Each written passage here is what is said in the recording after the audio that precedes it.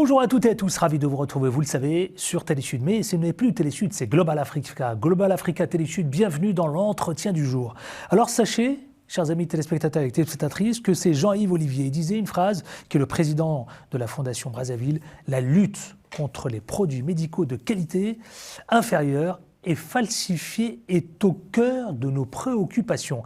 Alors elle est incarnée aujourd'hui, autant vous dire qu'on va parler de cette plaie, de ce fléau, le fléau de l'Afrique. On parle des faux médicaments dans le cadre de l'entretien du jour. C'est parti, c'est tout de suite, c'est maintenant, vous le savez, et c'est avec le tout nouveau directeur général qu'on a le plaisir d'accueillir ici sur ce plateau. Bonjour monsieur le directeur général, bonjour monsieur Foulobas, bonjour.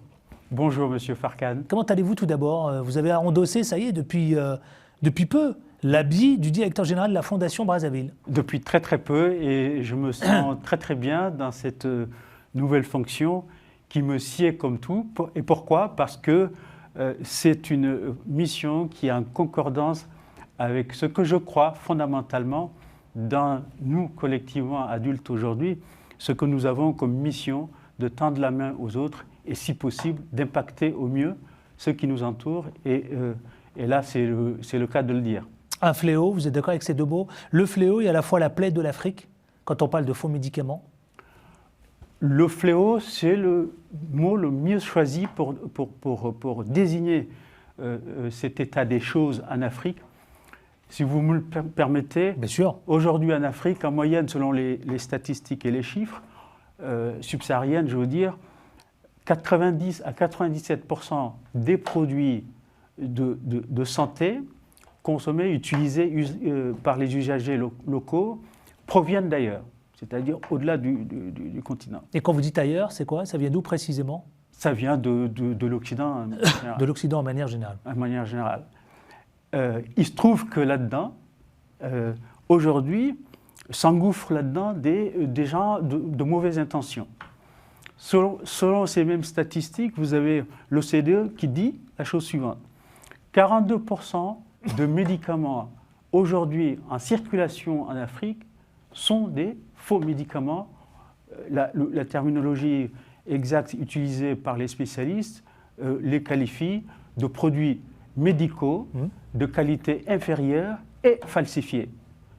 Parce que vous trouvez là-dedans un peu de tout. Eh bien, on va en parler, monsieur Foulobas. Justement, vous savez quoi, vous, le directeur général de cette organisation qui s'appelle donc la Fondation Brazzaville. Parlons-en, monsieur le directeur général. J'aimerais vous poser d'abord cette première question. Quelle va être votre priorité en tant que DG, en tant que directeur général? Est-ce qu'on vous a confié une mission précise quand on vous a nommé? Est-ce qu'on vous a dit, voilà, on attend de vous, effectivement, tel objectif, tel résultat, tel élément, évidemment, pour endiguer ce fléau, on en parlait tout à l'heure. Vous, à vos yeux, d'accord, avec évidemment cette nouvelle casquette de DG que vous venez d'endosser, comment voyez-vous les choses pour votre fondation Brazzaville? Alors, pour commencer, il faut noter que la Fondation Brazzaville a 3 piliers. Le premier pilier porte sur une mission de paix, de sauvegarde de la paix, et par le biais du dialogue inclusif et du dialogue qui respecte les parties en présence. Ça, c'est le premier axe. Ça, c'est le premier acte, c'est le premier axe, et c'est un axe majeur. Le deuxième axe porte sur la protection de l'environnement. Dans l'environnement, vous avez la faune et la flore.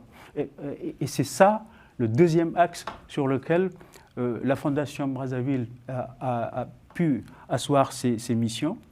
Mais là, en l'occurrence, le cri de cœur... Oui, mais est-ce qu'on n'attend pas de vous, pardonnez-moi de vous interrompre, est-ce qu'on n'attend pas de vous, justement, monsieur le directeur général, votre expérience, parce que vous connaissez à la fois le milieu public et à la fois le milieu privé. J'ai vu que vous aviez de vastes compétences, justement, dans ce milieu sur lequel vous gravitez, c'est-à-dire les médicaments, vous parlez de paix, vous parlez de sécurité tout à l'heure, vous parlez de la préservation de l'environnement. C'est quelque chose, évidemment, est-ce qu'on vous a dit, avec cette riche expérience que vous avez acquis, est-ce que aussi on attend votre valeur ajoutée dans cette Fondation Brazzaville? Est-ce que c'est aussi ça? C'est aussi ça. Qu'on vous a pris, hein? Qu'on vous a nommé, pardon. C'est aussi ça, mais c'est surtout, il y a une connexion, une convergence de point de vue, de vision et d'engagement. Et je pense que c'est d'abord une question d'engagement. j'aime bien citer une citation de Confucius qui dit « Chacun de nous a 2 vies. La deuxième commence le jour où on s'aperçoit qu'on n'en a qu'une, parce que ce jour-là, on décide d'orienter ou de réorienter son énergie vers ce qui va faire sens à cette vie-là. Pour moi, j'ai toujours engagé sur cette question de société ou sociétale, que ça parte de l'enseignement, de l'éducation à la recherche scientifique, l'encadrement de la recherche scientifique. Et là, en l'occurrence, aller sur le terrain, se retrousser les manches et aider les États, se mettre à disposition des États par le biais de la Fondation Brazzaville qui a fait sienne cette lutte, ce combat, cette mission fondamentalement à visée humaine, eh bien ça me tient à cœur. Et c'est pour ça que j'ai décidé, et je le fais volontiers, de donner toutes mes forces et tout mon parcours, mon engagement à cette... Alors justement, monsieur le directeur général, il y a quelques semaines à peine, vous avez lancé une initiative, la Fondation Brazzaville a lancé une initiative, les rencontres de Marrakech. Alors les rencontres de Marrakech reposaient sur quoi essentiellement ? Quel bilan tirez-vous de ces rencontres de Marrakech ? Beaucoup de monde, beaucoup de personnalités, beaucoup d'acteurs aussi, hein, notamment. Vous vous êtes retrouvés à Marrakech. Autour de quoi ? Et qu'est-ce que vous en tirez ? Cela relève de la conviction ou des convictions d'un homme qui est Jean-Yves Olivier, fondateur et chairman, président de cette fondation. Tout son parcours durant a été dédié à ces notions de valeurs humaines, intrinsèquement humaines, D'ailleurs, on vous voit là en photo de famille, là, c'est vous là. Hein. C'est exact. C'est une photo de famille à Marrakech, justement, avec tous les acteurs. Exactement. Autour de la question de santé et de paix. Exactement. Là, le constat était parti de la chose suivante. Quand on regarde le contexte africain d'une part et occidental d'autre part, le constat était que le fossé se creusait de plus en plus, avec des malcompréhensions, des incompréhensions d'un côté et de l'autre. Et la décision de mettre en place cet objet de réflexion que sont les rencontres de Marrakech, c'est de prendre des personnalités de premier plan en Occident et en Afrique pour les amener ensemble et puis réfléchir, créer un endroit, un espace, pas d'incubateur, mais en tous les cas d'émulation qui permettent de phosphérer ensemble et de dire qu'est-ce que nous, en tant que responsables d'aujourd'hui, devons-nous mettre en place ou devons-nous faire pour que les relations entre les deux sphères géographiques puissent d'abord se comprendre et ensuite se parler et ensuite converger vers ces valeurs intrinsèquement. Les rencontres de Marrakech, vous en tirez un bon bilan ? C'est ça, les rencontres Marrakech. Et les rencontres de Marrakech... Vous en tirez un bon bilan ? Absolument. Un très très bon bilan. Un très très bon bilan parce que ça a été un espace où on a donné libre cours à la pensée, à la réflexion. Comme disait un philosophe que vous connaissez, Emmanuel Kant, disait « Pour penser bien et beaucoup, il faut penser avec autrui ». Là, c'était l'occasion pour que ces experts de premier plan, ces personnalités de premier plan se retrouvent à un endroit donné, qui est Marrakech, qui est assez bien indiqué pour ça, pour réfléchir à qu'est-ce qu'il fallait faire sur toutes les thématiques possibles pour que les relations entre les deux sphères géographiques puissent se raffermir. Et c'est l'objet. Qu'est-ce qu'on en tire ? Alors, ces rencontres ont donné l'objet à un rapport. Ce rapport de Marrakech est consultable sur le site internet de la Fondation Brazzaville. Il est communicable, il est sur les réseaux.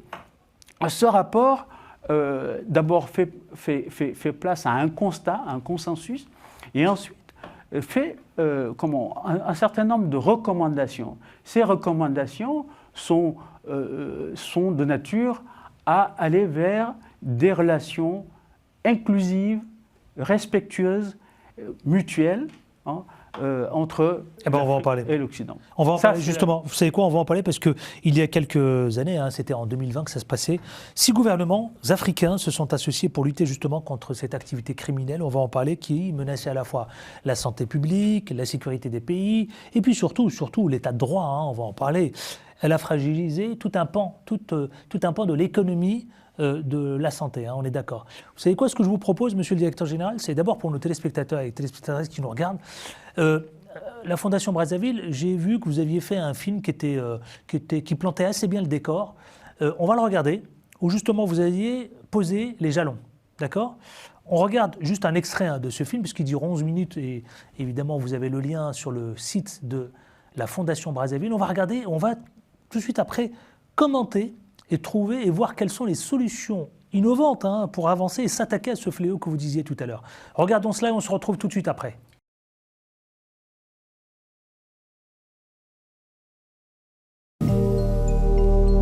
Les faux médicaments ne soignent pas. Ce sont des tueurs silencieux. Cette initiative est importante et nécessaire. Combien d'enfants ont été victimes de ce trafic ? Combien de mères de famille ont tué leurs enfants alors qu'ils se sont sacrifiés financièrement pour les sauver ? Nous allons engager nos pays respectifs dans une initiative sans précédent.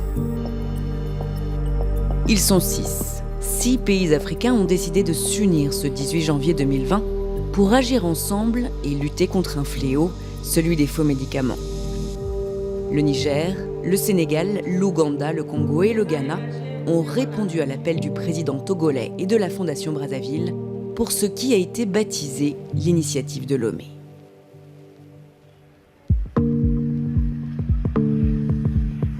Les faux médicaments, on les trouve la plupart du temps en Afrique, dans les marchés à la vue de tous. Il s'agit de médicaments mais qui, dans ce contexte, échappent à tout contrôle sanitaire. Ici, pas de normes à respecter, pas de conditions de conservation. Ces médicaments peuvent par conséquent être de qualité inférieure. Il y a les médicaments de qualité inférieure. Ça peut être un médicament qui, au début, est un très bon médicament, mais parce qu'il a été mal conservé, a été détruit par un élément de l'environnement, la température, la chaleur, l'humidité. Pire encore, les médicaments sur ces étals peuvent être falsifiés. Les médicaments falsifiés, c'est des médicaments fabriqués intentionnellement pour tromper la vigilance des réglementaires, des utilisateurs et finalement du patient en bout de chaîne. Ce qui était censé être un sirop pour la toux, on a trouvé par exemple de l'huile à moteur. Pour des vaccins qui sont destinés à protéger par exemple contre la méningite en cas d'épidémie, on a retrouvé tout simplement de l'eau. Alors le film évidemment dure 15 minutes environ. Pour tous celles et ceux qui veulent découvrir ce film exceptionnel, vous allez sur le site donc, de la Fondation Brazzaville. Monsieur le directeur général, parce que j'ai une question, moi quand j'entends Monsieur Foulobas, il dit, le président du conseil des pharmaciens, il dit de l'huile de moteur, parfois dans les médicaments. Comment évidemment sortir, comment endiguer tout cela et comment essayer de faire en sorte, vous, en tant que la Fondation Brazzaville, trouver une solution qui soit fiable et surtout trouver une solution innovante pour s'attaquer, encore une fois, au fléau des faux médicaments. Parce que c'est ce que dit le sujet aujourd'hui. Une solution, serait un peu prétentieux, on va dire des solutions innovantes. Comme vous avez pu comprendre, et puis si vous allez un peu plus loin sur le film, mais aussi sur l'exposé qui a été fait en préambule de la mise en place de l'initiative de Lomé, vous verrez bien que il nous faut absolument une approche systémique, holistique, et parce que la question implique plusieurs acteurs, plusieurs secteurs, au niveau international, au niveau national, au niveau départemental, mais aussi au niveau local, que sont les pharmacies, les hôpitaux, ainsi de suite. Tout le monde joue le jeu ? Il faut que tout le monde joue le jeu. Tout le monde joue le jeu. Le fait est qu'aujourd'hui, la prise de conscience, elle est au-delà des nations, elle est internationale. En l'occurrence... Est-ce que la population, pardonnez-moi, est-ce que la population africaine a pris conscience justement de l'usage de faux médicaments ? En partie, je crois que oui. Mais je vais vous donner 3 piliers de cette lutte. Le premier pilier, à mon avis, avant de parler des secteurs et de leur implication de manière transversale, de plusieurs acteurs qui sont impliqués et qui doivent être impliqués dans la lutte, il y a 3 piliers majeurs. C'est le parcours du patient, comment le sécuriser, le circuit du médicament, du fabricant à l'usager final, et ensuite, ce que vous disiez là tout de suite, est très très importante, c'est la communication. Dans ce mot important de la communication, je mettrais une sorte d'accompagnement au changement. Donc vous faites référence notamment à la sensibilisation et à la prévention. La sensibilisation, la prévention, amener les gens, parce que ce sont aussi des habitudes, des comportements habituels, des comportements, on va dire, presque culturels, l'approche à la maladie, l'approche au médecin, l'approche à la pharmacie, l'approche aux médicaments, et ainsi de suite. Ça, ce sont des façons de faire pour amener toute la population, enfin les intéressés à aller vers cette prise de conscience collective et générale. Il faut entre guillemets, cette politique d'accompagnement, de communication, de sensibilisation et de responsabilisation des acteurs, des praticiens, des industriels, des gens qui sont en charge de la régulation, de la réglementation.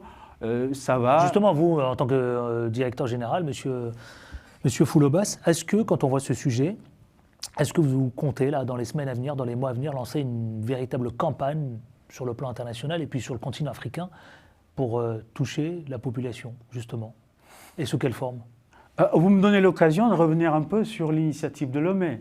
Les 6 pays signataires de cette initiative de Lomé ont quand même pris des actes fondateurs et fondamentaux. Le premier acte fondateur, c'est de désigner l'État du Togo comme étant pilote et comme étant coordonnateur politique de l'action en question. Le deuxième acte majeur, c'est d'avoir désigné la Fondation Brazzaville comme coordonnatrice technique et de facilitation de l'action.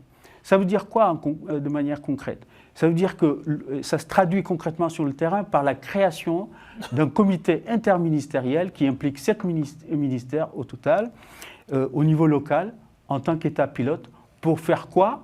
Pour aller vers la définition, l'élaboration d'un plan national de lutte contre les faux médicaments. Il faut noter que l'OMS, qui est a dans un premier temps, ça c'était, je crois que c'est fin novembre 2023, a édité un référentiel international de ce que doit être un plan national de lutte contre les faux médicaments, un projet. Donc les projets nationaux doivent converger, doivent aller vers ce qui peut être l'accompagnement de mettre en place. Donc, pour répondre à votre question, oui. Concrètement, oui. Une fois qu'on a un projet de plan national de lutte contre les faux médicaments, oui.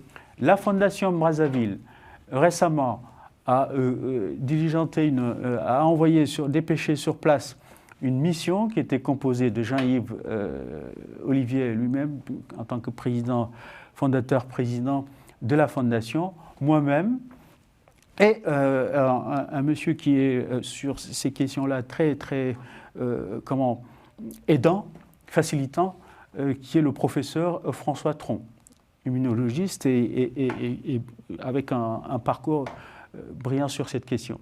Pourquoi faire? D'abord, pour remercier l'État pilote et réceptionner le projet de plan national de lutte contre les faux médicaments. Alors, et ensuite, l'action qui est proposée. Parce que je voudrais qu'on avance aussi. Hein. Oui. Il y a encore d'autres thématiques. Mais je vais juste vous donner finissez votre phrase, absolument. Allez-y. L'action proposée est la suivante.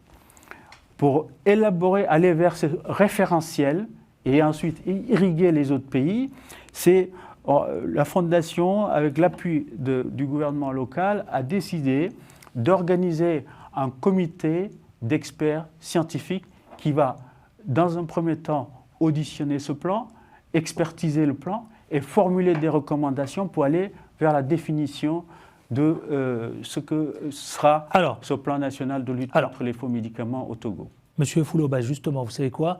Le trafic de faux médicaments, aujourd'hui, c'est un constat, il est plus lucratif que les stupéfiants. On est d'accord. Vous confirmez? On est d'accord. Alors comment on s'attaque évidemment à ce chantier qui est colossal? Il est colossal ce chantier, le trafic des faux médicaments. Est-ce que la Fondation, par exemple, aujourd'hui, elle a les moyens en tout cas, nécessaires pour stopper ce trafic de faux médicaments? La Fondation Brazzaville... Parce que je vous donne un chiffre quand même, hein, regardez, pardonnez-moi, hein, l'usage de faux médicaments, quand je dis ce trafic, il entraîne quand même près de plus de 100 000 décès par an en Afrique. Ça, c'est pas moi qui le dis, c'est l'Organisation mondiale de la santé, l'OMS. Hein. Et ça concerne beaucoup, beaucoup, beaucoup les enfants. Les criminels alors profitent évidemment, hein, à l'inverse du trafic des stupéfiants, du commerce de faux médicaments, demeurent très impunis quand même. C'est pour ça que je vous dis, très impunis dans le monde. C'est pour ça que je vous dis, quelle solution avez-vous concrètement aujourd'hui pour stopper ce trafic des médicaments? Vous avez raison d'insister sur le caractère plus que inique, nocif, enfin tout ce qu'on peut dire sur ce commerce. Au-delà de tuer, ce sont des médicaments qui tuent, mais au-delà de tuer, c'est un trafic qui déstabilise. C'est un trafic qui déstabilise par de la corruption, qui déstabilise par le financement de grands banditismes, par le financement de quelques guerres asymétriques, et ainsi de suite. Donc c'est propre. Ça touche tout le monde. Ça touche et ça touche tous les États. C'est ce que vous me disiez tout à l'heure. Ça touche les États, ça touche c'est le grand banditisme, et surtout ça déstabilise les États. Qu'est-ce que vous entendiez par ça, justement, déstabilise les États? Quand un chiffre important. Selon ce qui est détecté dans le monde, 42% de ce qu'on appelle le trafic des faux médicaments a été identifié en Afrique subsaharienne. 42%. Ouais, effectivement. 42%. Ça veut dire que vous avez un pan entier qui échappe au contrôle des autorités régulatrices, des autorités étatiques nationales. Si je vous soumets un chiffre, est-ce que vous êtes d'accord avec ça? L'enjeu est tellement, c'est pour ça que je vous dis, c'est colossal. Hein. Ce marché illégal représenterait 200 milliards de dollars américains au niveau mondial. Les chiffres sont tout simplement... Est-ce que c'est le bon, pas le bon? Il fragilise, là, clairement, je vous pose la question, mais ça fragilise fortement l'économie africaine. Même d'ailleurs, les économies africaines, même d'ailleurs. C'est ça que j'allais dire. D'ailleurs, pas que africaines. On peut... on n'est pas là pour citer des pays, mais il suffit juste de s'intéresser à la question. Vous verrez que les producteurs... Non mais là, clairement, c'est une menace pour l'économie, les économies en Afrique. C'est une véritable menace. Quand on parle de 200 milliards, monsieur le directeur général, de dollars américains, c'est une menace. C'est pour ça que, dès le début, tous les deux, nous avons utilisé le mot « fléau ». Le propre d'un fléau, c'est que c'est plus qu'une menace. Ça déstabilise, ça fragilise, ça met en cause la réalité factuelle de l'organisation sociale et sociétale qui est mise en place pour encadrer et protéger les populations. Là, quand vous utilisez le terme menace, c'est ça que ça veut dire. Ça veut dire on menace l'intégrité physique des enfants, des femmes, des hommes aussi, mais essentiellement des enfants et des femmes. L'intégrité physique, ça met en cause l'organisation locale sur l'économie, les recettes fiscales, et au-delà de ça, ça gangrène une série de pans entiers des économies concernées sur ce processus d'organisation sociale et économique de l'écosystème local. Absolument, parce que vous le disiez tout à l'heure, hein, on parlait des enfants, mais ça touche aussi les femmes, hein, monsieur le directeur général. À la fois les enfants, mais aussi les femmes. On parle de 270 000 personnes qui meurent chaque année en Afrique subsaharienne. Je vais vous conter ce qui m'a... Bien sûr, tout perturbe quand vous apprenez un certain nombre d'informations. Il y a une information qui m'a véritablement fait bouger les tripes, c'est une dame qui, de bonne foi, allait chaque matin acheter un produit, je ne vais pas citer, pour soigner son enfant. Ce qu'elle ne savait pas, c'est que chaque matin, elle était en train de tuer son enfant. Jusqu'au jour où l'enfant étant mourant, elle accourt voir un praticien, cette fois-ci un vrai, qui lui dit « Madame, votre enfant est presque mort. Ouais. » Et le constat, c'est qu'en réalité, voulant soigner et sauver son enfant, elle a peu à peu tué son propre enfant. Alors quand on a dit ça, effectivement, que peut-on proposer à cette maman et puis Vous avez parlé de cette fameuse campagne de sensibilisation et de prévention.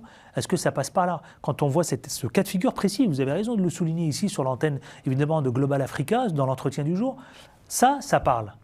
Alors qu'est-ce que vous leur dites à toutes ces mamans qui nous regardent aujourd'hui, qui agissent en direction, qui pensent bien faire évidemment en direction de leurs enfants? D'abord, pour faire ça, pour faire ce que vous me dites, c'est d'abord il faut constater qu'est-ce qui fait qu'une maman, un jour, va se résoudre à aller voir un malfaisant comme ça pour acheter des médicaments. D'abord, il y a la question de l'ignorance. Enfin, on ne sait pas forcément, parce que quand on va voir un praticien de nature, on va voir le sachant, le porteur de la bonne parole, et donc on ne met pas en cause ce qu'on vous dit. Donc il y a quelque part une ignorance par rapport aux faits réels, nocifs de ce genre de produit. Il y a la question de moyens. Ce qu'il faut savoir, et on l'a dit en préambule, que les 90 à 97% de produits médicaux qui sont commercialisés en Afrique subsaharienne venant d'ailleurs, il y a une réalité implacable. Plus vous êtes loin dans la chaîne de distribution, plus vous êtes loin du lieu de fabrication d'un produit, plus vous avez de chances qu'il y ait des marges commerciales qui s'accumulent. Oui. Si bien qu'à l'arrivée, le produit coûte excessivement cher et en même temps, vous avez un marchand qui vient vous voir, dont vous savez qu'il vous dit que c'est exactement le même produit et le même produit va coûter 10 ou à 100 fois moins cher. Monsieur Foulobas, on arrive au terme de cet entretien du jour. Hein. C'est passionnant ce que vous êtes en train de nous dire. On pourrait faire des heures, évidemment, et en parler. La Fondation Brazzaville, d'un mot, qu'est-ce que vous avez envie de dire à celles et ceux qui nous regardent aujourd'hui? D'un mot. J'ai envie de lancer un cri de cœur pour dire que... Un cri de cœur ou un cri d'alarme? Les deux? Les deux, oui. Les deux. Ça vient du cœur et c'est en même temps une alarme. Pour dire la chose suivante. Je pense et je crois et je suis convaincu que par l'action des femmes et des hommes qui sont là aujourd'hui, qui vont nous accompagner, qui nous écoutent derrière cet écran, eh bien, nous pouvons changer les choses. Il n'y a pas de fatalité. Il n'y a pas de fatalité en la matière si on veut et si on se retrousse les manches et si on cède. Par exemple, en apportant son soutien en temps, en technicité, en expérience, mais en finance, ça peut sauver des vies, croyez-moi. Merci infiniment. Donc changeons les choses, c'est le mot de la fin que je retiendrai. Changeons les choses. Le tout nouveau, donc, directeur général de l'organisation de la Fondation Brazzaville. Merci d'avoir été avec nous, monsieur le directeur général, monsieur Foulobas. Merci. C'était un plaisir que vous soyez avec nous. Merci à vous. Évidemment, vous aurez toutes les infos concernant, donc, si vous souhaitez avancer dans le cheminement de cette réflexion des faux médicaments, allez-y, hein, la Fondation Brazzaville, il y a tout, absolument tout, donc allez vous informer là-dessus.